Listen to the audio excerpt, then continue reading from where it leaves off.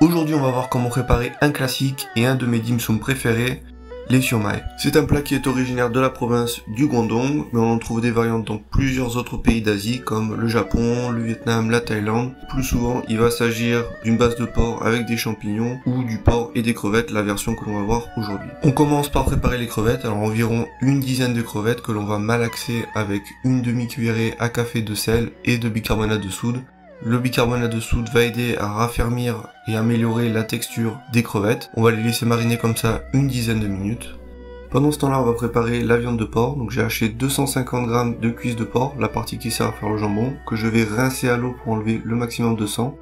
Hachez la viande vous-même. Si vous prenez de la viande hachée en grande surface, elle sera hachée trop finement. Quand l'eau a pris une couleur rougeâtre, on va rincer, puis rincer une seconde fois et sécher la viande du mieux possible. Pour ça, vous pouvez utiliser un torchon par exemple. Une fois la viande bien séchée, on va continuer avec les crevettes. On va bien les rincer à l'eau pendant environ 1 à 2 minutes. On va voir qu'elles ont pris une couleur blanchâtre et on va maintenant réserver une partie des crevettes pour mettre au-dessus des siomai et le reste on va le hacher pour l'ajouter à la farce. À cette farce, je vais aussi rajouter un mélange que j'ai mixé de 2 gousses d'ail, une fine tranche de gingembre et environ un quart d'oignon. Donc j'ai mixé ça avec 70 ml d'eau. On le rajoute à la farce.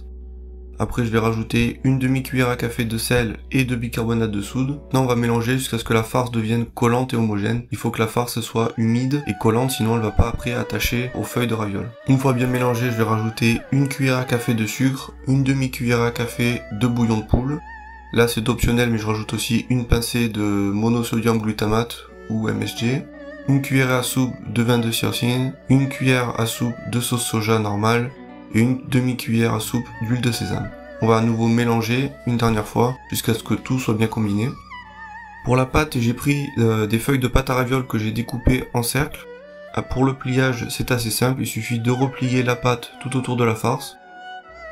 Toutefois, il faut quand même faire attention à ce que la farce dépasse légèrement de la pâte, sinon la pâte va sécher. Si votre pâte a du mal à coller à la farce, vous pouvez humidifier légèrement le bord de la pâte avec votre doigt et un peu d'eau. Et les replier. Une fois la pâte repliée, on va garnir le haut avec un morceau de crevette et c'est optionnel, on peut rajouter quelques œufs de poisson. On va placer les siomai sur un petit morceau de papier cuisson, ça va éviter qu'ils collent au panier et on va les faire cuire à la vapeur pendant environ 10 minutes.